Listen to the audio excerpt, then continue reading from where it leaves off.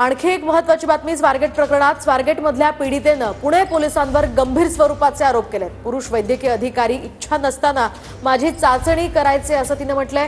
केसमध्ये सरकारी वकील म्हणून असीम सरोदेंची नियुक्ती करण्याची सुद्धा मागणी या पीडितेनं केली आहे। पीडित तरुणीचं राज्याच्या प्रधान सचिवांना पाठवलेलं पत्र TV9 मराठीच्या हाती। पुरुष वैद्यकीय अधिकारी इच्छा नसताना माझी संमती घ्यायचे, माझी वैद्यकीय चाचणी करायचे। अनेक पुरुष पोलीस अधिकाऱ्यांनी माझ्यावर कसा अत्याचार केला हे सांगायचंय। आरोपी दत्ता गाडेनं माझ्यावर 2 वेळा बलात्कार केला। आरोपी दत्ता गाडेनं माझ्यावर तिसऱ्यांदा अनैसर्गिकपणे बलात्काराचा प्रयत्न केला। पूर्ण ताकदीनं मी विरोध केला, त्यानंतर दत्ता गाडे पळून गेला। 3 वकिलांची नावं सुचू, त्यातून एक वकील तुम्ही निवडा असं पुणे पोलीस म्हणाले।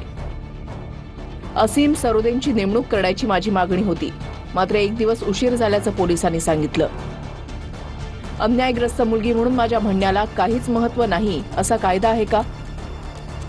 ॲडव्होकेट अजय मिसाळ यांच्याबाबत आताच आक्षेप घ्यायचं कारण नाही, मात्र माझ्याकडे आक्षेप घेण्यासारखी माहिती आहे हे नक्की।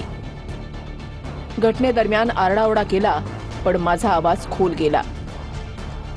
माझ्या मनात बलात्कार झालेल्या अनेक घटना आल्या आणि त्यातून मी जीव वाचवणं महत्त्वाचं मानलं असा पीडितेनं पत्रात उल्लेख केलाय।